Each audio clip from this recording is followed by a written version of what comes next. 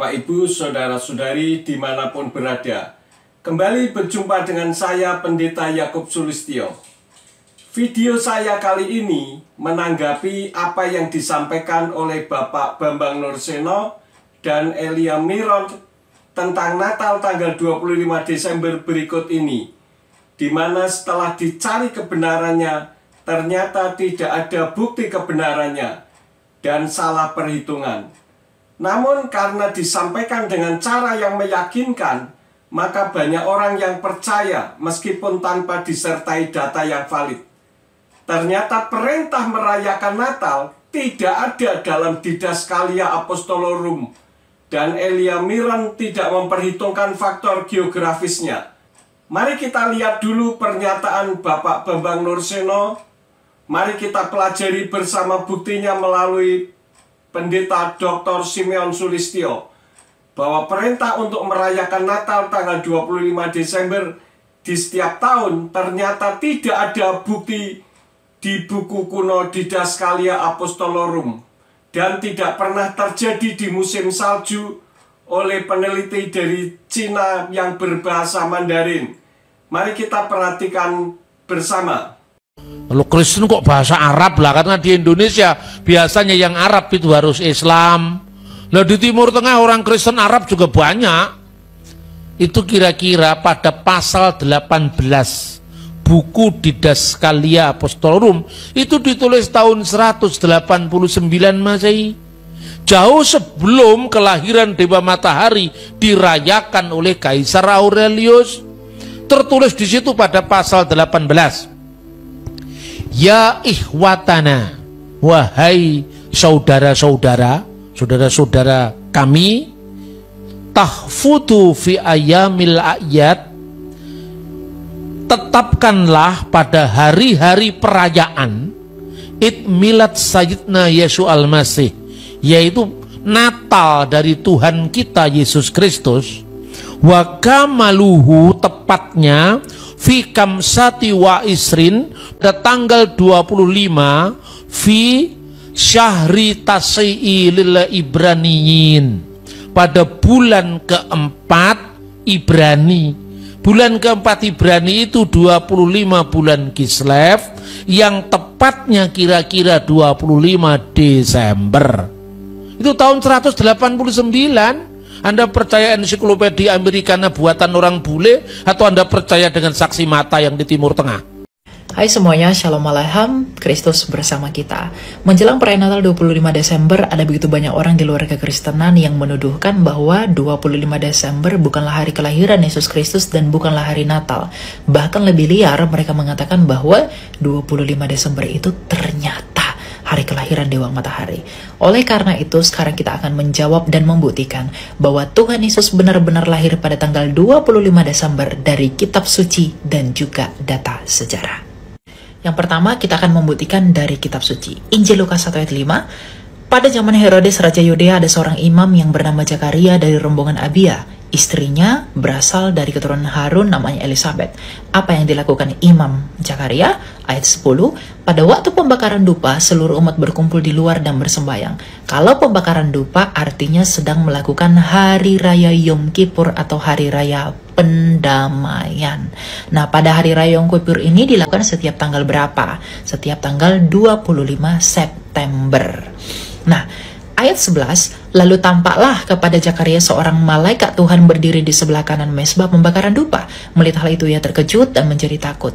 Namun malaikat itu berkata, jangan takut Zakaria, sebab doamu telah dikabulkan. Elisabeth istrimu akan melahirkan seorang anak laki-laki bagimu dan engkau harus menamai dia Yohanes. Artinya pemberitahuan tentang Yohanes sedang dikandung oleh Elisabeth yang adalah istrinya Zakaria. Itu terjadi pada hari raya Yom Kippur yang jatuh pada tanggal 25 September. Lalu kita lanjut ke Lukas 1 ayat 26. Dalam bulan yang ke-6, malaikat Gabriel disuruh Allah pergi ke kota bernama Nazaret di Galilea kepada seorang perawan yang bertunangan dengan seorang Yusuf dari keluarga Daud. Nama perawan itu Maria. Berarti 6 bulan dari 25 September adalah bulan Maret. Berarti malaikat mendatangi Maria itu pada bulan Maret. Apa yang dikatakan malaikat itu kepada Maria? Di ayat 30 malaikat itu berkata, "Jangan takut hai Maria, sebab engkau beroleh anugerah di hadapan Allah. Sesungguhnya engkau akan mengandung dan melahirkan seorang anak laki-laki, dan engkau harus menamai dia Yesus." Berarti malaikat mendatangi Bunda Maria dan memberitahu bahwa ia sedang mengandung Tuhan Yesus itu pada bulan Maret. Nah, 9 bulan setelah bulan Maret itu bulan Desember. Jadi apakah benar bahwa Yesus lahir pada tanggal 25 Desember? Tentu saja benar, bukan hayalan. Kalau tadi kita sudah membuktikan bahwa Tuhan Yesus lahir di bulan Desember menurut kitab suci, sekarang kita buktikan dari data sejarah. Menurut dokumen purba yang bernama Coptic Didaskalia Apostolorum dari tahun 189 Masehi, itu menuliskan bahwa, "Wahai saudara-saudara, tetapkanlah dalam hari-hari perayaan, yaitu Natal Tuhan kita, tepatnya pada tanggal 25 bulan ke-9 Ibrani." Berarti tanggal 25 bulan ke-9 yaitu bulan Kislev, yang bertepatan dengan tanggal 29 bulan keempat Mesir. Bulan keempat Mesir adalah bulan Kiyah. Nah, kalau kita konversi tanggal 29 Mesir Kiyah menurut perhitungan tahun Koptik Anno Martiri ke kalender Romawi yang kita pakai sekarang, itu akan jatuh pada tanggal 25 Desember. Kalau nggak percaya, coba aja sendiri.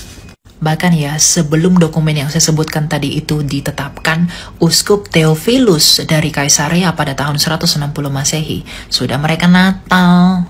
Lalu Elia, bagaimana dengan tuduhan kelahiran Dewa Matahari? Kelahiran Dewa Matahari atau Sol Invictus itu baru dilakukan pada tahun 250 Masehi. Sedangkan Natal sudah dilakukan tahun 160 Masehi. Jadi mustahil kalau Natal yang terlebih dahulu meniru yang terkemudian yang adalah hari lahirnya Dewa Matahari. Jadi itu hoax, tidak benar. Jadi kesimpulannya, baik menurut kitab suci dan juga data sejarah, Tuhan Yesus atau hari Natal memang dilakukan pada tanggal 25 Desember. Selamat menyongsong Natal, kiranya damai yang datang dari Allah, firman hidup yang menjadi manusia, itu mendamaikan kita kepada Allah, sukacita bagi semesta. God bless you. 耶稣不是出生于12月25日，圣诞节算错了。耶稣准确的生日是哪天？圣经里有答案，主耶稣的生日是哪天？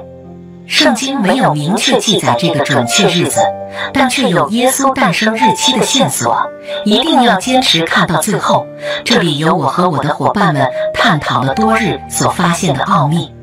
路加福音2章6至9节记载，他们在那里的时候，玛利亚的产期到了，就生了头胎的儿子，用布包起来，放在马槽里。因为客店里没有地方，在伯利恒之野地里有牧羊的人，夜间按着更次看守羊群，有主的使者站在他们旁边，主的荣光四面照着他们，牧羊的人就甚惧怕。如果你冬天去过以色列，你会知道那里的冬天非常冷。如果主耶稣是在冬季最冷的12月出生，还在马槽中，只是用布包裹着，这是不现实的。还有最重要的一点，经文中提到了牧羊人。以色列的牧羊人只有春天的3月、4月才会在晚上和羊群在田野里，因为那是母羊升高的时期，他们需要随时观察羔羊出生的情况。这个时期正是耶稣降生的时间，所以在那一天晚上，牧羊人看守羊群，等待羔羊的出生。这是多么奇妙！多么完美的安排呀！主耶稣是弥赛亚，是替罪的羔羊，而牧羊人正在等待羔羊的降生。救主诞生时间向人类预示了神的救赎计划。从主耶稣诞生的那一刻开始，神就为了他十字架的救恩而预备筹划着一切。当你了解了救主诞生的奥秘，看见了神救赎工作的奇妙智慧，你会从内心生发对主的感恩赞美吗？你还会崇拜圣诞节这个日子超过敬拜神吗？欢迎留言发表你的观点，期待和你对这个问题有更多的交流和分享。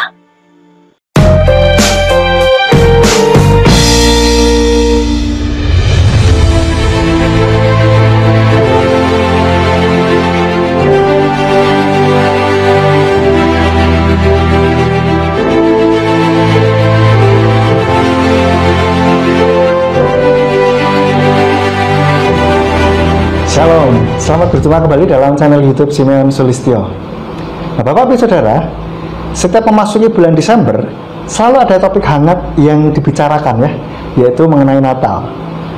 Banyak perdebatan mengenai asal-usul Natal. Baru-baru ini mulai viral pernyataan bahwa ada dokumen kuno yang memerintahkan supaya kita merayakan hari kelahiran Yesua pada tanggal 25 bulan ke-9 Ibrani. Kabarnya dokumen tersebut adalah The Coptic Didaskalia Apostolorum atau sering disebut dengan Didaskalia Apostolorum. Mereka menyatakan bahwa Didaskalia Apostolorum disusun pada tahun 189 Masehi. Bahkan mereka dengan jelas menyatakan bahwa dalam Didaskalia Apostolorum itu, dalam pasal yang ke-18, ada pernyataan yang berbunyi, saudara-saudaraku, peliharalah perayaan kelahirannya atau Natal ya, setiap tahun pada tanggal 25 bulan ke-9 Ibrani atau yang disebut dengan bulan Kislev, yaitu tanggal 29 bulan keempatnya Mesir ya, atau disebut dengan bulan Kiyah. Nah, mereka meyakini bahwa bila dikonversikan ke dalam kalender Gregorian, kalender yang internasional yang sekarang kita pakai ini, itu jatuh pada tanggal 25 Desember. Kemudian untuk menguatkan argumen mereka pula ada yang mengatakan bahwa dalam Didaskalia Apostolorum ada pernyataan bahwa para rasul merayakan hari Epifani pada tanggal 6 Januari. Dan ini dikaitkan dengan perayaan Natal begitu, yang mereka yakini Natal tanggal 25 Desember. Bapak Ibu Saudara, untuk itu saya mencoba menelusuri kebenarannya satu persatu ya. Dan mari kita lihat mengenai pernyataan perintah merayakan hari kelahiran Yesua di Didaskalia Apostolorum. Kemudian setelahnya saya akan membahas mengenai Epifani ini ya. Pertama, saya ingin mengajak kita semua mengetahui dulu apa itu Didaskalia Apostolorum. Nah, Didaskalia Apostolorum menurut A New Catholic Encyclopedia merupakan aturan gereja yang ditulis awalnya pada dalam bahasa Yunani dan ditulis pada awal abad ketiga di Syria Utara. Penulisnya diperkirakan seorang dokter yang tadinya merupakan seorang Yudaisme. Dan dokumen Didaskalia yang ada sekarang merupakan terjemahan dari bahasa Syria. Didaskalia Apostolorum ini sering juga disebut sebagai Teaching of the Apostles atau pengajaran para rasul.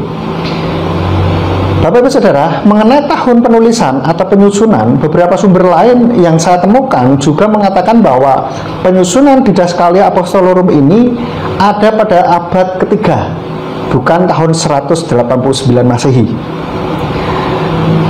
Nah, Harry Y. Gamble dalam bukunya Books and Readers in the Early Church, A History of Early Christian Texts, menuliskan seperti ini: The Didaskalia Apostolorum, a church order of the 3rd century, preserved entire only in Syria.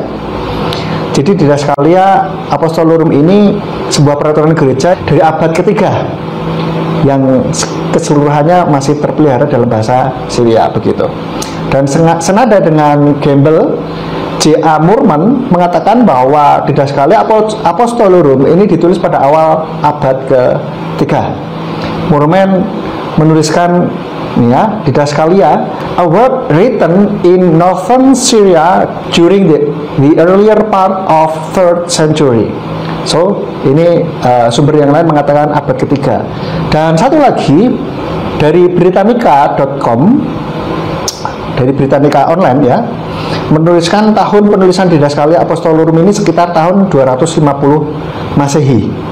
Dikatakan the Didaskalia Apostolorum written in Syria about Anno Domini 250. Jadi bagian mengenai tahun ditulisnya Didaskalia Apostolorum yang diklaim pada tahun 189 Masehi atau abad kedua adalah tidak tepat ya.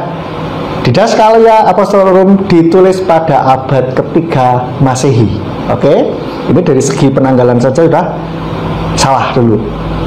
Kemudian mari kita lihat beralih kepada klaim yang mengatakan bahwa dalam Didaskalia Apostolorum pasal 18 ada kalimat, saudara-saudaraku, peliharalah perayaan kelahirannya atau Natal setiap tahun pada tanggal 25 bulan ke-9 Ibrani, ya. Atau bila dalam bahasa Inggris berbunyi, brethren, observe the festival days and first indeed the birthday of our Lord, which is to be celebrated by you on the 25th of the 9th month, ya. Dan ketika saya menyelidiki di dalam Didaskalia Apostolorum ini dan membaca Didaskalia Apostolorum, ternyata pernyataan ini tidak ada, saudara. Ini mengejutkan saya begitu. Saya cek di pasal 18 kok nggak ada begitu. Nah, ini berikut ini buku Didaskalia Apostolorum yang saya temukan di internet, ya, dalam bahasa Inggris. Nah, silakan diperiksa. Ini covernya. Dan sekarang kita lihat daftar isinya. Pasal 18 ini berisi apa saja. Nah, ini sudah bisa lihat. Kemudian ini isi dari pasal 18 dari Didaskalia Apostolorum. Silakan saudara periksa sendiri. Barangkali saya terlewat dalam membacanya. Silakan dicek, videonya bisa di-pause sehingga saudara bisa memeriksanya. Lalu pertanyaannya adalah, dari mana mereka mengatakan kalimat saudara-saudaraku peliharalah perayaan kelahirannya setiap tahun pada tanggal 25 bulan ke-9? Itu dari mana? Maka saya pun coba menelusurinya, saudara. Saya coba telusur begitu, dan puji Tuhan saya menemukannya, saudara. Ternyata pernyataan tersebut terdapat dalam Apostolic Constitutions, dalam buku kelima dan pasal ke-13. Berikut ini isinya, saudara bisa lihat sendiri, ya. Persis seperti tadi dalam bahasa Inggris. Brethren, observe the festival days and first indeed the birthday of our Lord, which is to be celebrated by you on the 25th of the 9th month, ya. Dan ternyata, saudara, Apostolic Constitutions ini ditulis pada sekitar tahun 380 Masehi, saudara, atau pada abad keempat ternyata. Jadi lebih muda lagi nih. Dan penyusunnya adalah satu orang, dan ditengarai merupakan seorang yang berpaham Arianisme, saudara. Arianisme ini merupakan paham yang meyakini bahwa Yesua hanyalah manusia ciptaan biasa, sama seperti kita, begitu. Ya. Lalu pertanyaannya selanjutnya adalah, sebenarnya apa itu Apostolic Constitutions ini, ya? Saya lihat di ensiklopedia, ensiklopedia New Catholic Encyclopedia menuliskan bahwa Apostolic Constitutions merupakan kumpulan peraturan yang konon diturunkan dari para rasul, saudara. Namun kenyataannya merupakan karya seorang Arianisme yang diduga sama dengan orang yang juga melakukan interpolasi. Nah, apa itu interpolasi? Yaitu pemalsuan dengan penambahan, begitu. Jadi mungkin dia bisa memalsukan, bisa juga ada yang ngasih tapi ditambah-tambahin untuk memasukkan agendanya sendiri, begitu. Dan ini dia melakukan interpolasi pada surat-surat Santo Ignatius. Dan Apostolic Constitutions ini, 6 buku pertama dari Apostolic Constitutions ini merupakan adaptasi dari Didaskalia Apostolorum, saudara. Dan tidak heran dalam versi bahasa Inggris yang diterjemahkan oleh Irah Chase DD, di covernya tertulis the work claiming to be the constitutions of the Holy Apostles, atau dalam bahasa Indonesia karya yang mengaku sebagai konstitusi para rasul, begitu. Nah, ini aneh. Kenapa kalau karya saudara buat buku, begitu kan? Tapi kenapa harus ada tulisannya the work claiming, karya yang menyatakan atau mengaku sebagai konstitusi, gitu, ya kan? Nah, berikut ini gambar covernya, ya. Nah, saudara, dengan terbongkarnya penulis Apostolic Constitutions adalah seorang interpolator, maka sebenarnya kita tidak dapat mempercayai lagi apa yang tertulis di dalamnya. sebagai ajaran dari para rasul, betul nggak? Karena ternyata penulisnya tidak bisa dipertanggungjawabkan dalam integritasnya begitu. Termasuk perintah untuk merayakan kelahiran Yesua yang diklaim katanya ada di situ, begitu. Tetapi mari kita kembali ya kepada kalimat yang diklaim sebagai perintah untuk merayakan kelahiran Yesua pada tanggal 25 bulan 9 Ibrani atau Kislev, yang dipakai oleh orang-orang yang mempercayai Yesua itu lahir pada tanggal 25 Desember. Saya perhatikan saudara, dasar mereka yang meyakini bahwa Yesua lahir pada tanggal 25 bulan ke-9 kalender Ibrani yaitu bulan Kislev itu sama dengan 25 Desember adalah yang pertama, mereka mengira itu merupakan perintah para rasul. Karena mereka pikir Apostolic Constitutions ini langsung diturunkan oleh para rasul begitu. Ya, karena mereka kira dalam buku Didaskalia Apostolorum awalnya ya, setelah kita selidiki kan ternyata ada di dalam Apostolic Constitutions. Lalu yang kedua, mereka mengkonversikan kalender Ibrani ke kalender Gregorian dengan memakai website ini saudara. Dan mengenai alasan yang pertama saudara, sudah saya jelaskan di atas bahwa ternyata semuanya itu tidak benar saudara. Dan sebagai tambahan ya untuk komentar alasan nomor pertama itu tadi,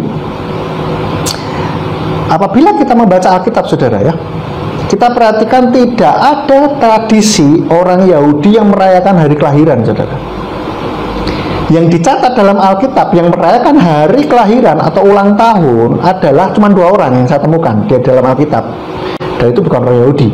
Yang pertama Fir'aun, kita bisa lihat di dalam Kejadian 40 ayat 20, dan yang kedua adalah Raja Herodes di dalam Matius 14 ayatnya yang ke-6.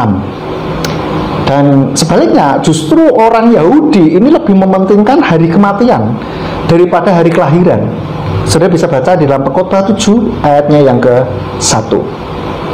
Oleh karena itulah Tuhan tidak pernah memerintahkan untuk merayakan hari kelahiran Yesua. Tetapi hari kelahiran Yesua memang bertepatan dengan hari raya, yaitu hari raya Tabernakel atau Sukot. Ini sebagai penggenapan bahwa dia berdiam di tengah-tengah umatnya. Sudah bisa baca di dalam Yohanes atau Yohanan pasal yang ke-1 ayat yang ke-14. Oke, sekarang mari kita lihat atau kita cek alasan yang kedua. Dari buku Apostolic Constitution di atas, kalau kita perhatikan ada tanda bintang saudara, yang menyebutkan bahwa bulan ke-9 itu sama dengan bulan Desember. Ya, saya tunjukkan gambarnya ini. Dan kemudian mereka mencari melalui website di atas ya. Dan kalau kita ketikkan di website tersebut tahun 3757 di bagian Fetch Hebrew Calendar ya, seperti ini. Dan kalau kita masukkan, memang menurut website tersebut 25 Kislev tahun 3757 adalah sama dengan tanggal 25 Desember tahun 5 sebelum Masehi saudara ya.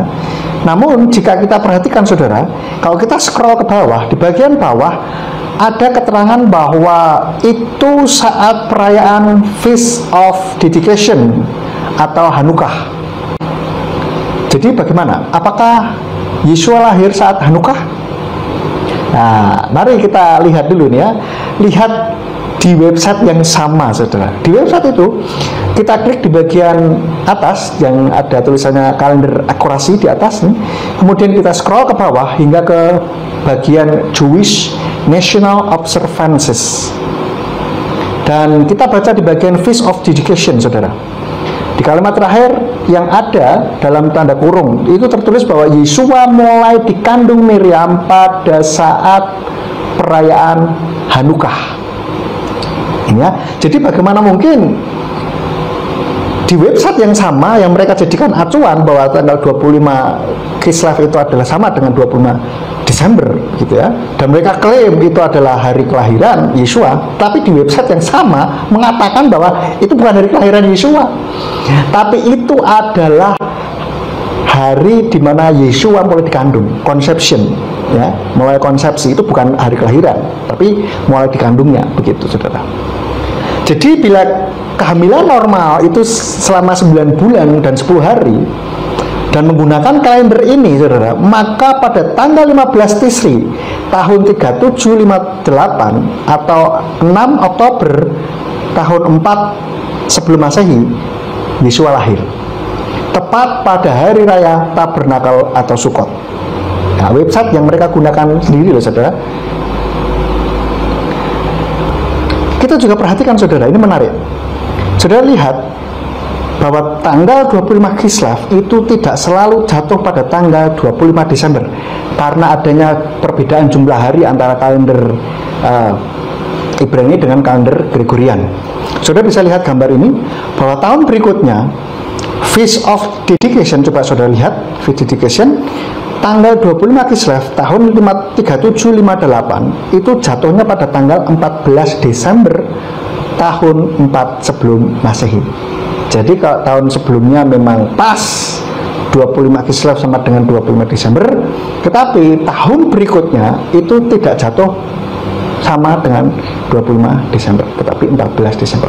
Dan nanti tahun berikutnya itu akan lebih beda lagi, saudara. Tidak jatuh tanggal 14 Desember lagi atau 25 Desember lagi, tidak. Itu selalu berubah, saudara. Ya, maju mundur begitu. Karena ada perbedaan hari. Kemudian bagaimana dengan pernyataan bahwa dalam Didaskalia Apostolorum tercatat para rasul merayakan hari Epifani? Pernyataan itu memang ada di dalam Didaskalia Apostolorum pasal 3, bagian commandment from the writing of the Apostles pada poin yang ke-6. Saudara bisa lihat ini ya, saya tunjukkan. Nah, lalu apa itu Epifani? Mungkin ada yang belum begitu memahami Epifani. Epifani ini berasal dari bahasa Yunani yaitu Epifania, yang berarti manifestasi atau perwujudan, saudara.